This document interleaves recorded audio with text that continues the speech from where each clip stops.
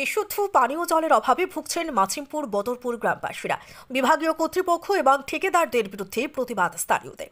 বিগত কয়েক মাস থেকে বোরখোলা বিধানসভার অন্তর্গত বদরপুর মাছিমপুর গ্রান্টের অধীনে থাকা আসাম সরকারের জল সরবরাহ কেন্দ্রের সামনে রবিবার এই গ্রামে বসবাসকারী প্রায় শতাধিক পুরুষ মহিলারা একত্রিত হয়ে বালতি কলসি নিয়ে প্রতিবাদে নামেন। অন্যদিকে বিভাগীয় কর্মচারীরা ধর্নায় থাকায় পুরোদমে বিকল হয়ে দাঁড়িয়েছে জল সরবরাহ বিভাগটি। এদিকে জল সরবরাহ কেন্দ্রের মেশিনারি সহ প্রাচীর জরাজীর্ণ অবস্থা, যার দরুন বিশুদ্ধ পানীয় জল থেকে বঞ্চিত হচ্ছেন অসহায় জনগণ। উপস্থিত বিক্ষুব্ধকারীরা জল সরবরাহ বিভাগ মুর্দাবাদ, বিভাগীয় মন্ত্রী মুর্দাবাদ বলে আকাশ বাতাস উত্তাল করে তোলেন।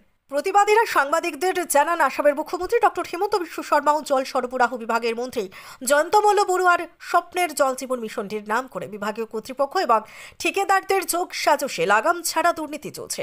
এ কথার জ্বলন্ত প্রমাণ হচ্ছে জল সরবরাহ বিভাগের মাছিমপুর গ্রান্ট WSS প্রকল্পটি। বিভাগীয় কর্তৃপক্ষরা নদীর জল পরিষ্কার করতে লেগে থাকা সরকারি সামগ্রীগুলোর খুব অল্প দিচ্ছেন, যার দরুন জলগুলো দুর্গন্ধযুক্ত জল খেতে হচ্ছে। এমতো অবস্থায় তারা বিষয়টি নিয়ে সংবাদ মাধ্যমের সাহায্যে উপযুক্ত ব্যবস্থা নেওয়ার দাবিতে আসামের মুখ্যমন্ত্রী ডক্টর হিমন্ত বিশ্ব শর্মা এবং কাছাড় জেলা শাসক মৃদুল কুমার যাদবের দৃষ্টি আকর্ষণ করেন। অন্যান্যদের মধ্যে উপস্থিত ছিলেন আসারুদ্দিন, জুনু সিংহ, গয়াপ্রসাদ ভর, নিভা রানী দাস, শিবু রি, যতীন ভর সহ আরও অন্যান্যরা। ব্যুরো রিপোর্ট, নিউজ উপিকল। কোনো এখানে ফান্ড নাই, তা আমরা কমিটি কি ধরনের এই যে পিজিগুলা কীরকম আমরা চালাইতাম, এটা সরকার মহোদয়ের কাছে আমি আবেদন জানাইয়া।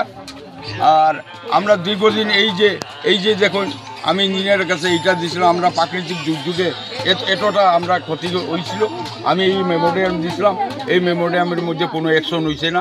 আমরা কমিটির তরফ থেকে আমরা কালেকশন বা নিজের তরফ থেকে আমরা পয়সা কিছু দিয়ে সেই মেশিনগুলো আমরা ঠিক করছি।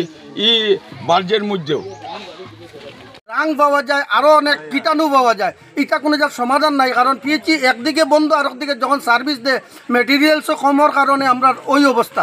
এই স্কিমটা সহ বদরপুর মাছিমপুর সব স্কিম বিভাগীয় কর্তৃপক্ষ সহ ডিসি মহোদয়ে ভিজিট করুক। আর আসাম সরকারের মুখ্যমন্ত্রীর কাছে আবেদন, আপনার স্বপ্ন জীবনে পুরো হইতো না, তলে তলে আপনারে বরবাদ করি লিতরা।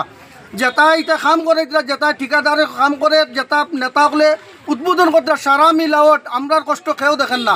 বর্তমানে আমরার অবস্থা এত খারাপ যে আমরা যেরকম বাগানি, আমরা দেখো হিন্দিভাষী মানুষ, এক জায়গায় স্কিম 6 মাস 7 মাস বন্ধ হয়ে গেছে। আমরা জিপি তো 2-3টে স্কিম বন্ধ হয়ে গেছে, চালু আর কোনো লাইনও নাই। তো মুখ্যমন্ত্রীর স্বপ্ন জীবনে পুরো হইতো না পানির ব্যাপারে যেটা চাইছিলা। আমি আবেদন করি আর মুখ্যমন্ত্রীর কাছে আপনার সতেজ হইন, বিভাগীয় অ্যালার্ট করেন আর আমরা দুঃখটা মোচন করেন।